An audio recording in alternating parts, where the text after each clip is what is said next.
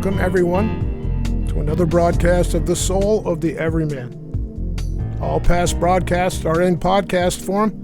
You can pick them up at ArtistFirst.com. We welcome your questions and comments. Hit us up, email dj@artistfirst.com. Here they are, your co-hosts, Michael and Margaret Lyons.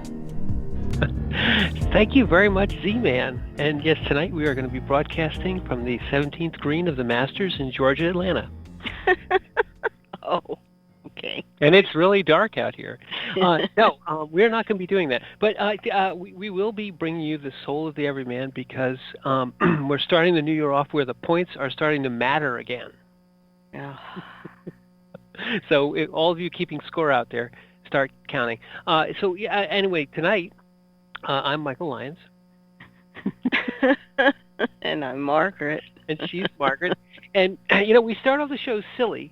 You see, if those all you new listeners, and I know there's millions of you out there, we start off the show a little silly, and then we get serious, then we get really, really deep, and then we talk about quantum mechanics for a little while, and then we wind up. So it's great. You'll be fine. That's the format. And but tonight we're not going to talk about quantum mechanics, or we're not going to be silly because we're going to talk about seeds. Tonight is a farming show, as someone once said, just said on the way in. But these are different kinds of seeds. To preface it, we come to this world in a less than fully developed state. We are here to learn things. We are here to experience things, and we've had many shows about sort of dreaming the common dream, as well as experiencing life here, being here, learning what to do here, bringing it back, and kind of going through that cycle. But as a sort of a vehicle, sort of an analogy of the mechanism, one of the mechanisms of learning is that we are here to collect seeds. And sometimes we don't even just collect seeds. Sometimes seeds are given to us. They're planted in us. We also come here with a certain, let's say, a certain affinity. So the world is full of all kinds of things, many, many different opportunities, many different experiences, but some will resonate with us. And those that resonate with us, and we talked about this a little bit in the last show and maybe a couple shows before that, find that the energy within us responds to that seed. Whatever that seed has a certain energy, a certain frequency, and it becomes implanted within us. But we are vast. We contain multitudes. So many, many seeds get planted into us throughout the course of our lives, and things will start to germinate, start to grow, the resonances will rise. But then you have to make a choice. We have a limited time here. We have to spend our resources on what actually rewards us, what actually fulfills us, what actually keeps us, lets us learn. And so it's what you focus on, in essence, that becomes the thing that grows within you, that starts to develop within you, and also starts to teach you, and that you start to learn and have new experiences with. So this is our premise, if you will.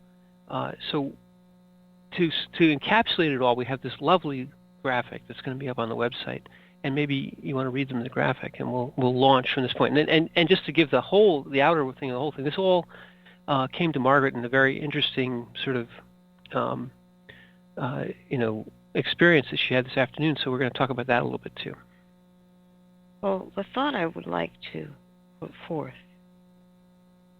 is an observation of this world that is very basic. And pretty much it's what you feed grows. What you feed always grows. That is the baseline down here. And it's understanding how that reverberates through your whole life and your whole reality. So the graphic itself, which will come up in a minute. But when you think about that, it goes back to the idea that thoughts are seeds that get planted in the field of your mind. Take that in for a moment. They are cultivated into a mature crop unconsciously by most people. So, random thoughts, we've lived on this world for a while, most of us. And there are many, many thoughts that come in, and you understand that they make an impression on you from birth, before you're verbal. And think of it as seeds being planted into a fertile field. Now, whatever you give your attention to, whatever seed that may be, think of your consciousness as being able to water the seed and nourish it, making it more a richer soil. Yeah. But your consciousness feeds that seed until it sprouts, until it takes root, until you form habits that you express in the outer world.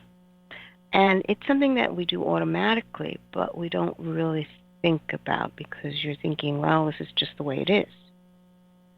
But as your consciousness becomes more aware of this mechanism, of how you actually function, you realize you actually have a choice of what seeds you're willing to water. So the seeds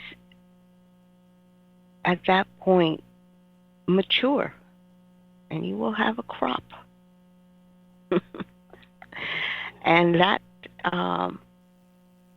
begs the question, did you do this unconsciously? When you look around and you see the results. So the question is, what is it that you are producing? What kind of crop are you producing? And what harvest are you reaping? Being aware of that, understanding, that's when you begin to make connections on, wait a minute, I've always had an anger response here. How did that come about? This is the fruit of all the reactions of anger that culminated through my habits. Do you embrace it? Do you continue it? Do you grow it? Or are you going to change it? I'm not happy with what I'm doing. I choose change. There's so much in this, and I think it's wonderful that we have this to pick apart, because the first thing that struck me when you read what you wrote there is that these first seeds that are planted into us unawares. Mm-hmm. And I think even throughout one's life, if one lives it sort of, I won't say carelessly, but sort of, without sort of, just kind of blowing, going with the stream, going with the flow. People are willing to throw seeds in, and you're willing, that you sort of gather these things, and you can be deceived a little bit on what you kind of water. Maybe you water everything. Maybe everything comes up, and I think you're very, very insightful in saying that, you have these things that grow up within you that maybe were planted in you unawares, that you've been feeding, perhaps also sort of not carelessly, but without regard for what they are. Like, it's here, just give it some of my energy, some of my time, some of my... Yeah, it's the equivalent of not seeing the forest from the trees. It's just this massive something that I've always done, and our family's always done, or this society's always done, and you can't distinguish what it actually is. That was what struck me, is that it's unconscious choices or energy that's sort of wasted because you're not directing it. You're just letting it kind of flow into these seeds and into these then plants. But then I think you get to the point where you say you get a harvest, you get fruits, and you start to see things in yourself. And I think at that point perhaps is a point where people start to wake up a little bit, because they start to see the results of inattention, or the results of these sort of unruly seeds, if you will, that came into your life. And at that point, your harvest is also interesting, because you have to eat your harvest. You have to. It's what's there. It's what came up from what you paid attention to, Well, and it can be sour, it can be bitter, it can be rotten. yeah, it is the field of your mind, not anyone else's. Yeah. So that harvest is yours. Yeah, that's the interesting thing, is even if you raise these things up in sort of careless inattention, you still own them. So choice, even haphazard choice, still acquires the you still give it the power of your authority. When you speak into things, when you give them your life's energy, and they grow up and they bear fruits, they are yours. To the extent that those fruits are unwelcome and distasteful is really the fault of the seed, and also the sort of profligate nature of spending your energy on them without making a choice to say, I don't want this, I want that. So that's what the second half of this, which is what you should get into, the whole idea of then directing what you want. Not speaking into a seed that it's not going to. Right. Well, it's understanding that you've planted weeds in this corner over here. Yes. And the weeds give you nothing. Do you want to get rid of them, or do you just want them to continue to take your life's energy? And that's the interesting thing there, is discernment. How do you tell? When do you know that they're weeds or that they're bad fruit? Well, usually the interaction of you and what you've planted, the fruit of it, tells you directly. Right. So if you've been angry, and this is the fruit of anger that you've seen, you sit there and you go, it's bitter. I think it literally tastes. Our bodies are set up to experience these things at the visceral level. It literally smells bad. It literally tastes bad. It literally causes you distress to have to consume these fruits. Yeah. No, it's like eating ashes, I believe is the term. And you can decide not to do that anymore. That's the amazing thing. And that requires a lot, because you're going to have to forgive yourself. I like that. Also, I like that. The part of that you have to, in essence, forgive yourself, but the part where in essence you have to experience the fruits of this crop, but then you can also decide what you want to grow. So there's a discernment even before you allow us, or at the time when a seed is kind of asking to be planted within you, or that you pick up a seed, you can discern right then whether this is something you want to actually even give any nourishment to. Well, you would have to develop the awareness that whatever it is that you're seeing, because you have that half second, yes, to receive that seed. Do you receive it or don't you? And that takes an internal awareness that this that's coming in is not what I need or what I want in my life. Is there something else there? Is there something where you can say, you in essence, in conjunction with spirit, with knowing your fences, knowing your farm, knowing who you are and what you are. You say, I will open myself to this type of seed. In other words, you can actually speak over the land, the fertileness that is you. Say, I am open, but not for everything. I think if you're a farmer, we use that analogy, and you just throw any old seed that you want into the ground, you're going to get any old crap that comes up, right? Or you're going to have basically weeds, and maybe you'll have something that's good, but maybe not.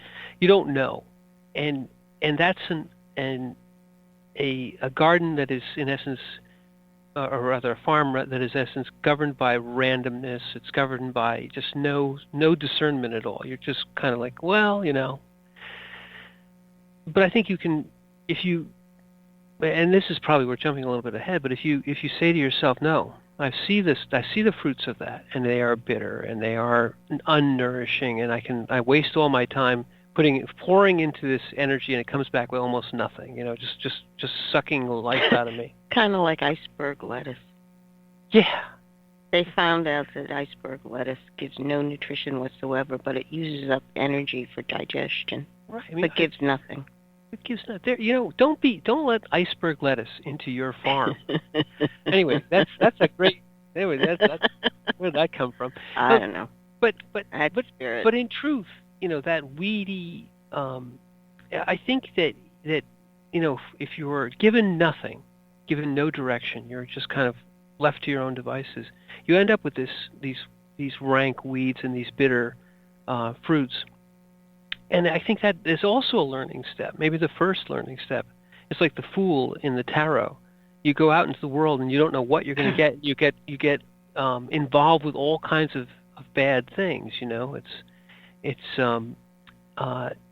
that learning experience, becoming, in essence, acquiring discernment that then says, well, let me clear away all these weeds, but let me now speak into the ground itself before the seed is even planted and say, this is what I want to come into me that I can then spend my energy on. Is that, that's what I was wondering, if that discernment is where you want to get to first.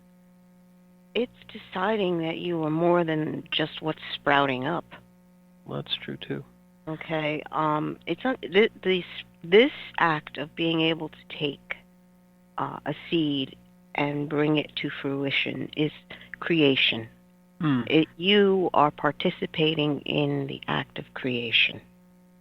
And you said in the garden of your mind, in yourself.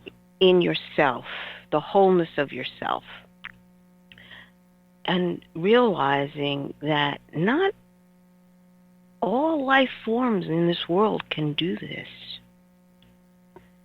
To have the active volition to choose the way you're going to go.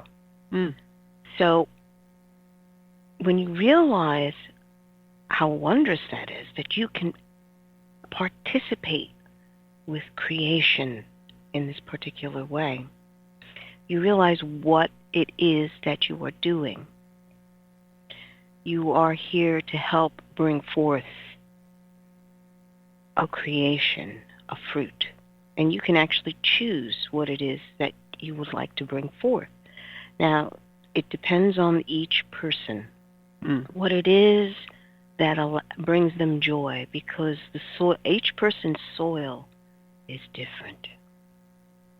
And certain seeds will sprout beautifully, grow amazing fruit. And that same kind of seed will not sprout in a friend or someone else. Right. Each person's got to find what it is that allows you to joyfully place your focus, your consciousness on it, and bring it up. I think that's a very interesting point, because that's a sense that we really have. When we accept a seed into ourselves and it starts to bring us joy. We talked about joy a couple three episodes ago. It brings us joy. That is the feedback. Even when something is is yet small and has not yet brought fruit, the process of its growing brings you joy. You know you're doing that. That's something that you want to focus on. But I think if we have all kinds of senses. Some people, instead of focusing on the joy, they focus on other things, more negative things. They actually call in negative seeds. Campbell called it "follow your bliss," which is in essence follow the seeds, water the seeds which bring you joy. But some unfortunates take in things and actually speak into their lives fear. They speak into their lives bitterness, and they attract those seeds and water those seeds, and they don't necessarily understand that that's where it comes from. That's a whole different sort of. What I'm going to say is the seed was there before they spoke it, and they decided to water it. I don't think it's a matter of, well, you're attracting. You may attract certain circumstances, but for that to even begin, that seed had to be there. Mm. So it's being aware that had been planted at one point, and you really just don't want that growing as part of your being, because it's not resonating with you. You know deep inside that this doesn't belong here. Mm. It looks nice, but this is not what's part of my garden. Mm. And we should talk about that maybe a little bit in just a little time. But I think that's an interesting topic too. Is that once you start to see the response from one, let's say, plant, but it's not really, one interaction versus another interaction with a seed that begins to grow. I think you also have a discernment there. At each step of the way, you can start to increase the amount of time you spend on something, or the amount of energy you spend on something. And I think you can also decrease and therefore push away. This is maybe using the analogy of a seed in a farm, which is a good one. Kind of says, well, I'm not part of the picture. No, you really are. You're more than just the farmer. You are the farmer. You are the ground, and you are the energy, the sunlight, the nourishing, the rain. You're all those things in this equation here. So you control what the growth of that seed. If you want to get rid of it, you have the ability to deny it your attention, deny it its nourishment, and it will wither, it will fall away. And that's a way of pruning oneself towards the things that give you joy, and uprooting and sort of weeding the things that don't give you joy, and they're actually sucking life away from you, sucking your attention away from you. Well, yeah, it's understanding that inside of you have this yearning to be able to share with others, okay? And sometimes in that sharing, you begin to take on certain things because you just want to be accepted. So you start saying certain things or doing certain things, but those are seeds that are coming in that aren't necessarily yours. So you may begin to produce something that looks like what the group is, but there's no happiness there. There's no joy. And it's having the courage to understand that, well, that didn't work for me. It's sort of sucking the life right out of me, and those other people seem to be benefiting, but I get nothing. So you have to stand there and go, well, no, I'm going to do something different now. I've got to bring life back into my garden. You have to claim your ground. Right, there's so many wonderful things there. The first thing that I loved about that was that you say, when you start to interact with others, we didn't really talk about that. It is your garden, but when you interact with others, you do get seeds from people. You pass them back and forth. It's one great seed trading.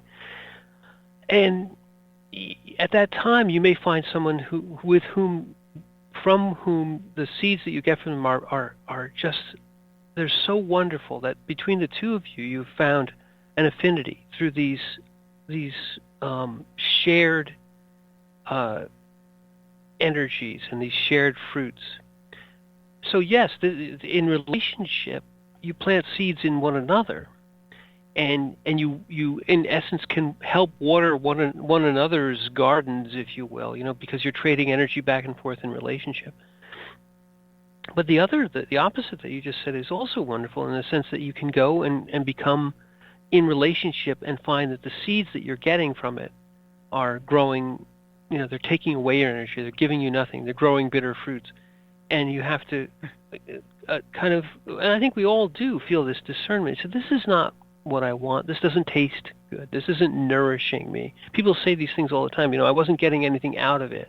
Mm-hmm. It wasn't giving me what I needed. I was putting in more than I was getting out. People say that all the time. Mm-hmm. I felt like I was giving them everything and getting back nothing. Well, that's exactly what it is when you're feeding a plant which is giving you nothing back.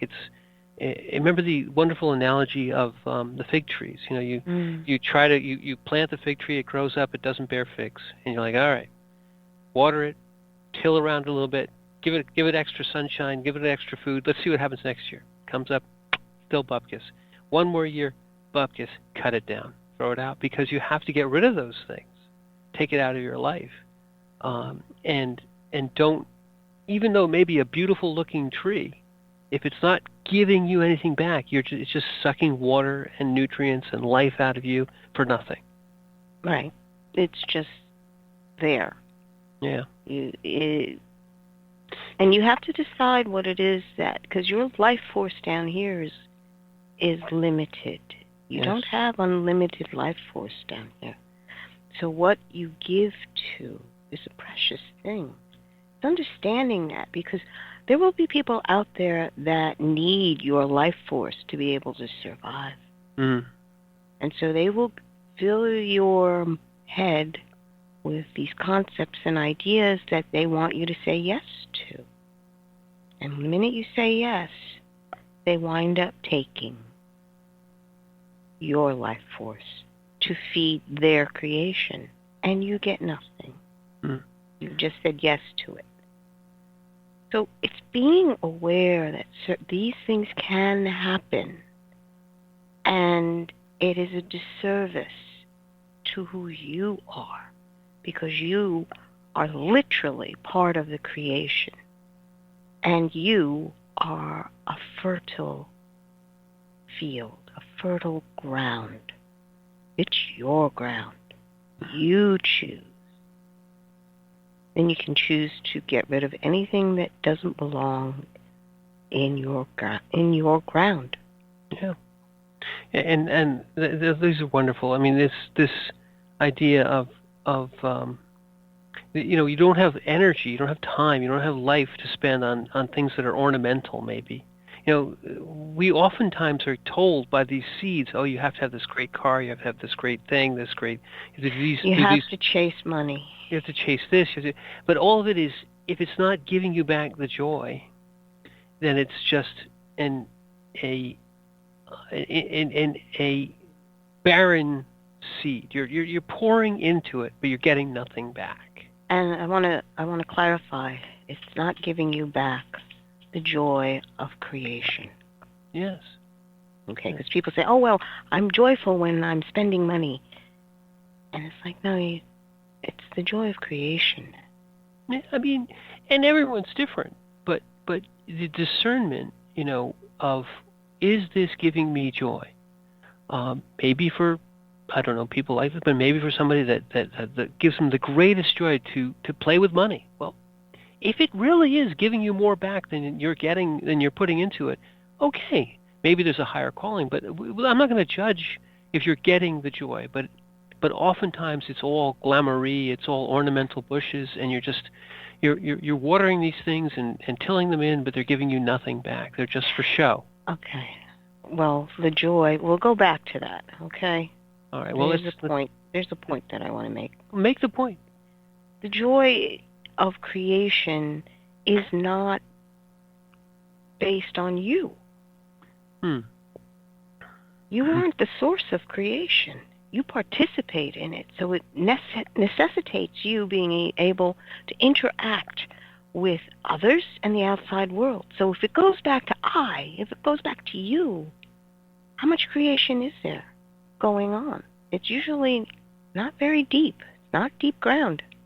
Well, that's well. You can see that this farming stuff is pretty complicated. But we're going to go take a little break from farming. We're going to go back to the studio. We're going to listen to some wonderful commercials that have nothing to do with seeds, and we'll come back and talk more about faith and fear and what you feed will grow.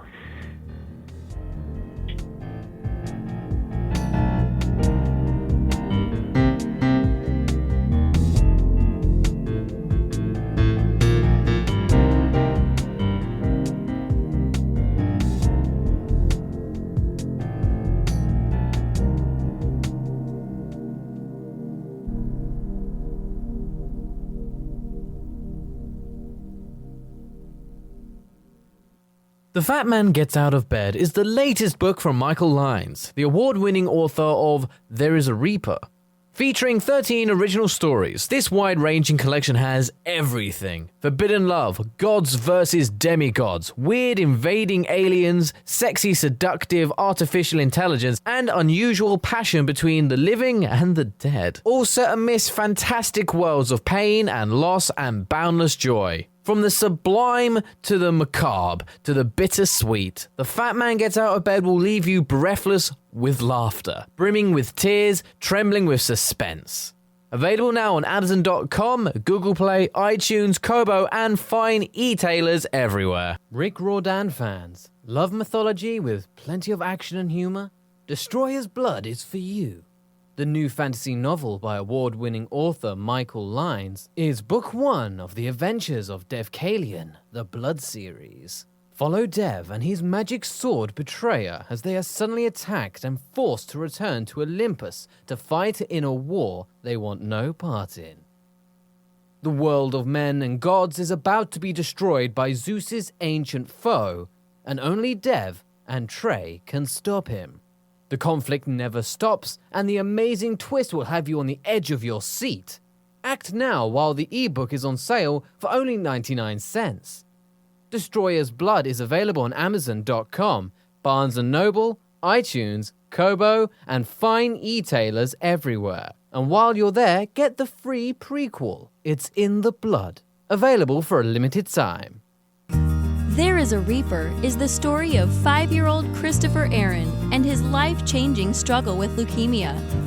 Winner of both the Indie Brag Medallion as well as the reader's favorite silver medal for memoir, There is a Reaper has more than 100 Amazon book reviews and a 5-star rating.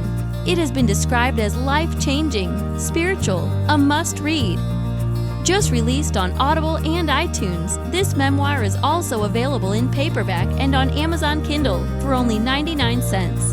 Get your copy of this life-changing memoir today. The wait is over. First Blood, Book 2 of the Blood series is out. Your favorite bad boy thief Dev is back, and the beautiful and deadly Trey is right there with him. She is sharp, sexy, and full of surprises. Their adventures continue as a new power arises to threaten the world. The heart of creation is under attack, and time is definitely not on their side as they battle against their enemies' undead hordes. Can they unlock the hidden power that can defeat him, or will his forces draw first blood? Get all 3 installments in the series. Book 0, It's in the Blood. Book 1, Destroyer's Blood, and the new release, Book 2, First Blood, today. Available in ebook and paperback format on Amazon, Kobo, Apple, and most other fine e-tailers.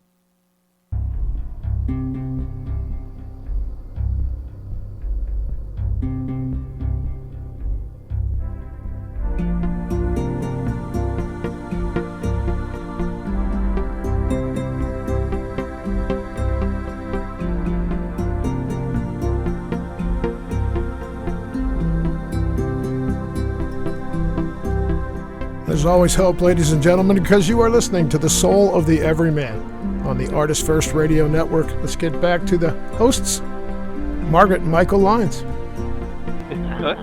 You have to go now. All right. Thank you, Z-Man.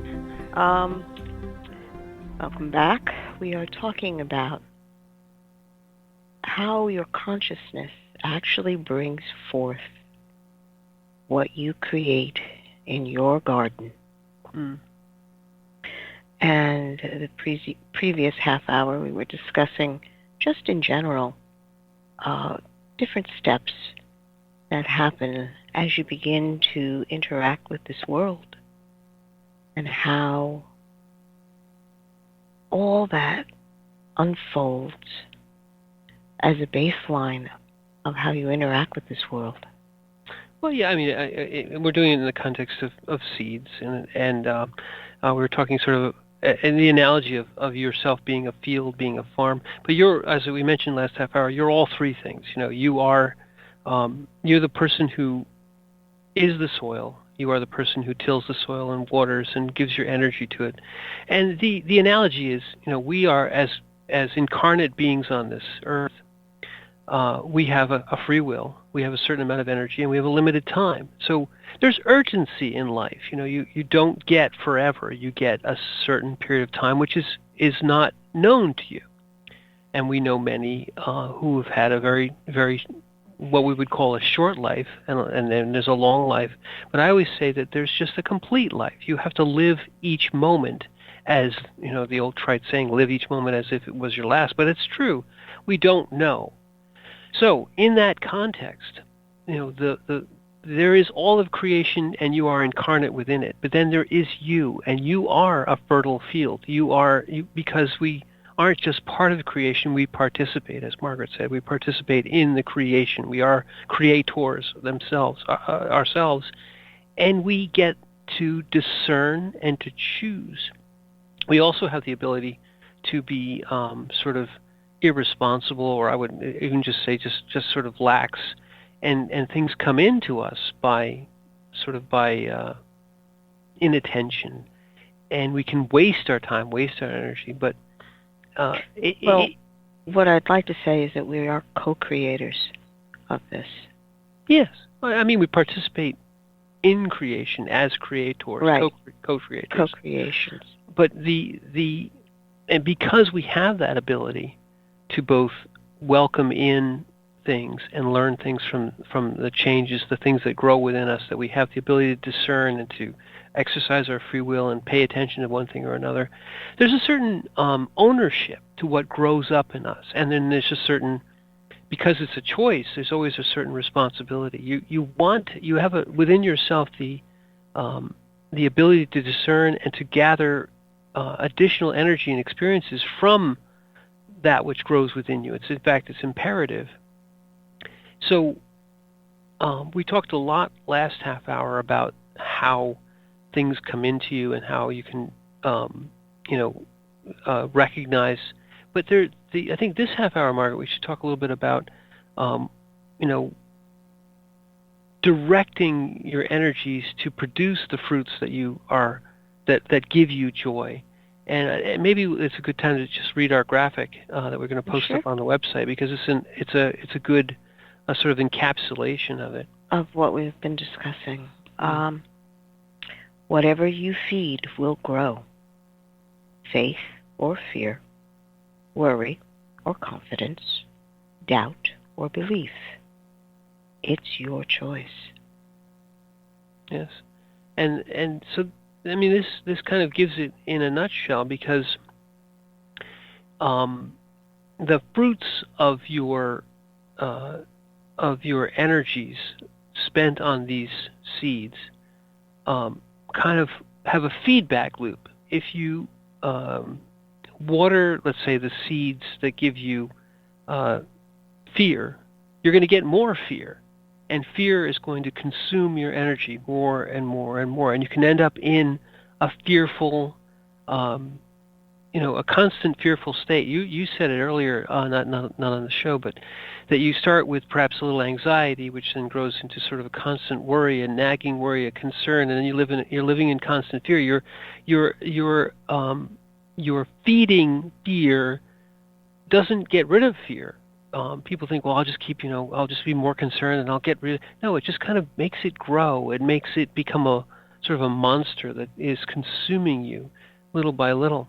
Similarly, they contrast faith and fear. Faith is interesting because faith is not knowing yet exercising the power to choose that I will trust that what I have to do I'll know, and that what I do it will bring me will not bring me harm. That's the sort of the idea that the actions I'm going to take now are going to, even though I may not know, I'm going to trust that what I'm doing is right. Therefore, you kind of exercise that part of yourself, and you grow in the fact that you are able to act when you don't know what is going to happen. You aren't going to act in fear, you act in faith.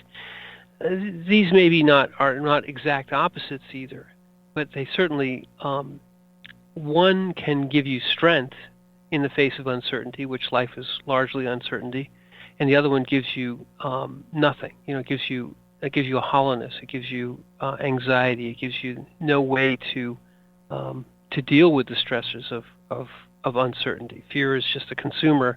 Faith is something which gives you something back. Well, okay. I'm going to go back a little bit. You nourish the seed that's been planted by what you set your mind on, what you set your consciousness on.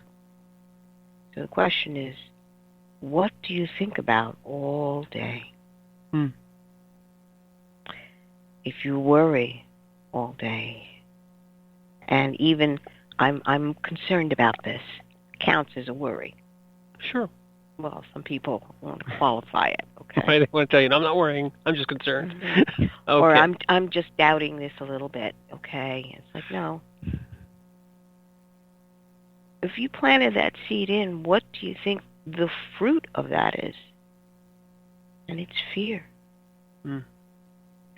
You plant all this in, and you get fear as a full-blown harvest. If you look at it in terms of faith,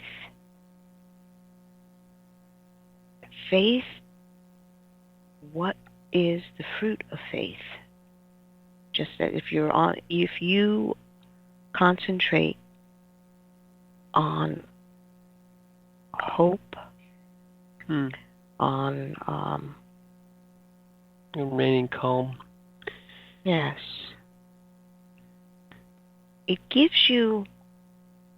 Faith gives you a perspective. Maybe that's the best way to put it. In other words, you're not drawn into the emotion. And the storytelling. You are able to hold yourself grounded in the consciousness, the reality, and look at it and say, I don't choose to react that way. It helps give you a perspective and allows you to take a step into being. Being alive in the moment of now. Because let's face it, we all agree on this. Worry is either future projection or regretting a past decision. Right. It does nothing. You're back to your iceberg lettuce. It doesn't produce any nutrient whatsoever. Right. That was the best thing of the first half hour. The iceberg lettuce of fear. But go right ahead. Sorry. Well, worry. Or worry. Yes, exactly. That's very, very, very good, because people try to eat their worries, in essence, not consume them in that sense, but they use them on their lips to constantly move their lips and constantly think about the future, or you say the regrets. But these are all wastes of energy, and even people always say, if you're gonna just, rather than just conserve your energy, if you just waste it in fear, waste it in future projection, you do nothing. And yet you live in an anxiety. You waste that opportunity. Or if you're contemplating the past, you're living in regret. Yes. Which is, again, it's another iceberg lettuce thing. Yes. It produces nothing except you're indulging in this habit. Yeah, you're in essence trying to eat the bones of yesterday's dinner, and getting nothing from it. No nutrition. No nutrition. No nutrition. Like withered iceberg lettuce. It's been out for a while. Ew. Okay, we're just going Stop that now. We're going way Stop. far afield here. Okay. All right, so going back to that, it's also understanding that your being state and nourishing that being state produces joy. Yeah. It's an amazing thing. It's realizing that reality is created by your faith, what you choose, your point of view, your vision. So when you find that you're being sucked into something, a condition, a circumstance, a habit form, A narrative. a story, A story. you have to be conscious enough to say, no, I let go of that.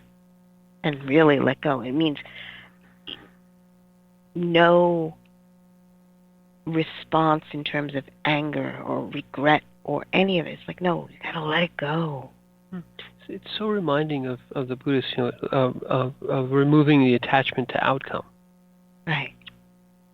That is exactly what it is. Detach from that which has not been producing anything except eating your life force. Right.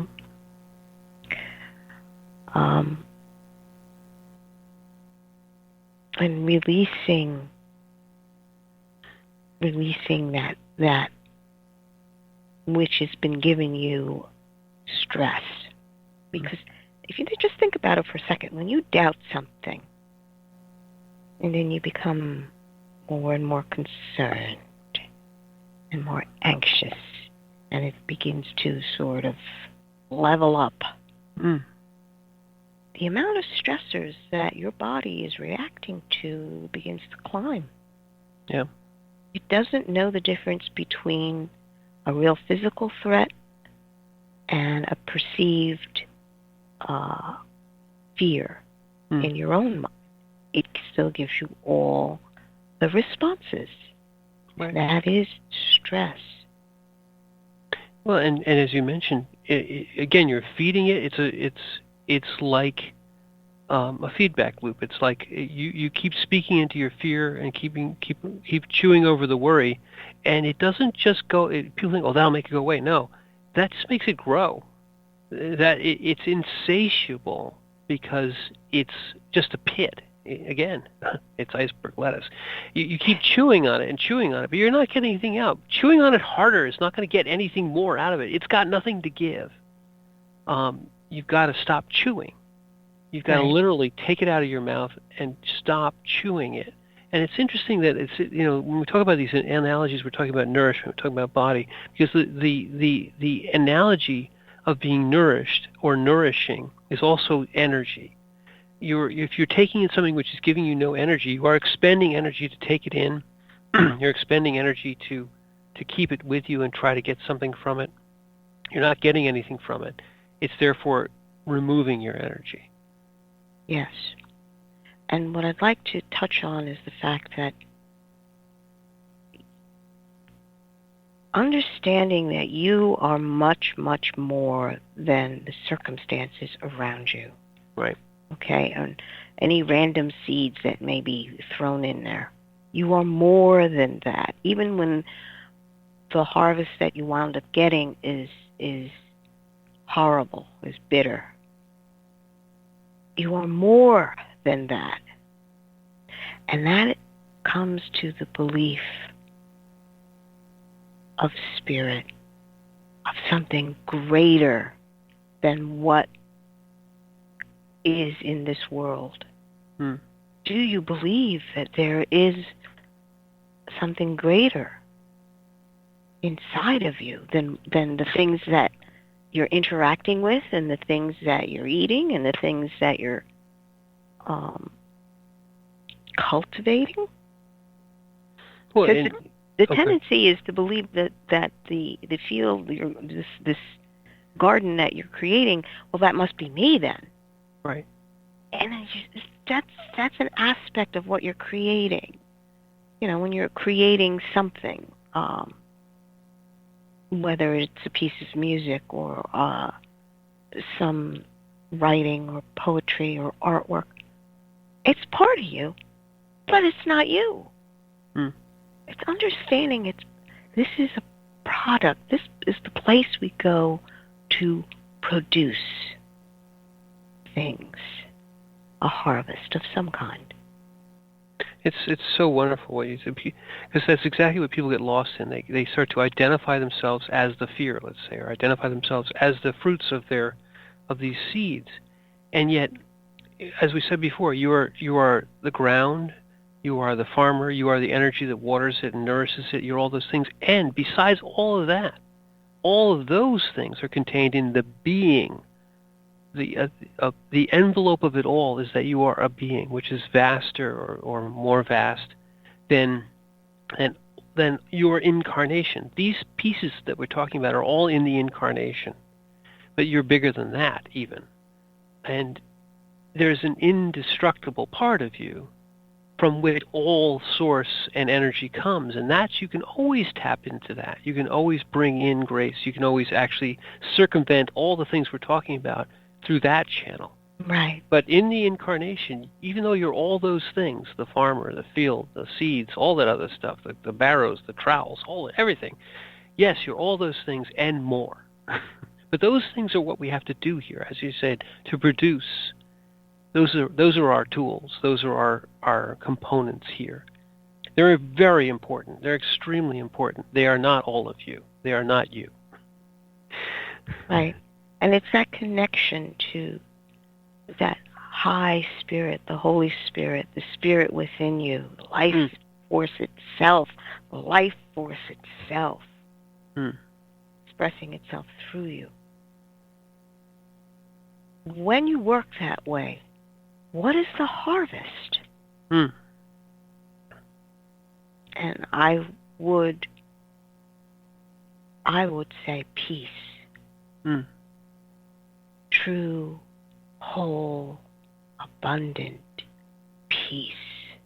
Yeah, wholeness is what comes from cultivating your mind with faith as a foundation. Your understanding that you are so much more than everything that you see around you and what you think and how you respond. It's getting that perspective in. It's so vitally important. Yeah, and I believe that you can work your way to it. Again, it's using discernment and seeing what is bringing you joy, what is bringing you wholeness, what is bringing you nourishment and fulfillment, and weeding out, again with discernment, what is not giving you those things, leads you along. There's many steps to this journey. These are great and good beginning steps. They're actually steps which you must carry along all the way. People think, I remember we talked about this once long back, people think of progression through your life as some sort of a ladder or a staircase, but it's more like a spiral. A spiral which, as you go up, around and around and around, you'll notice that it repeats, but yet you can see more. The higher you go, the further up the spiral you go, you can see more. You can see yourself maybe a couple of turns round down in the spiral. Oh yes, I was doing those same things, but I didn't understand. So it's the understanding, the vector of understanding that spiral is going around, that gives us even greater discernment. And realize that you're not the spiral, you're not the person, you're vaster than, you're containing all of these things. But yet this is how we progress here. So yes, in the beginning we can talk about, sand and fertile ground and seeds, but these are just ways to convey the idea, and they're imperfect. Analogies. They're analogies. They're imperfect analogies. They serve a purpose in the beginning, but you come to the point where you understand that there is no farm, there is no spoon, there's nothing. There is a being that is here in creation, that is gathering experiences and bringing them back. But don't worry about it. Don't even think about that. Just cultivate your seeds. I like to look at this life, especially this analogy, understanding that these are your toys. This is how you explore and have fun. This, just as you watch a little one exploring their world and they play. This is your playground. In your sandbox. You can decide what it is that you wish to interact with and what you wish to build or grow or knock down. It really is amazing because your consciousness is what it is that helps build the structures that you really want to bring in. Right. So if you have doubts, don't feed those doubts. Those are shaky structures. Oh, they don't build structures. Doubts don't build structures. Doubts build nothing. It just brings in fear.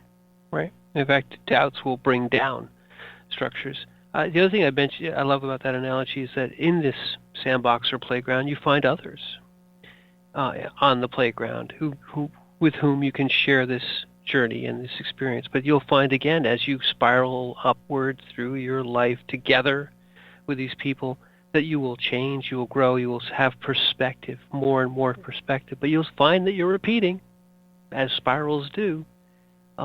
Yet the lessons that you find yourself going through again, you'll understand better the second time. It's like going through math again or something. You have the ability to learn, and we get many, many chances to grow our seeds and to find our way. But I think the chance that we have now here is that we're at the end of our show. Right. and feed whatever you feel that you have to grow. Find that, you spend your energy on, feed it, it will grow. And I'm Michael Lyons. And I'm Margaret. And thank you for listening.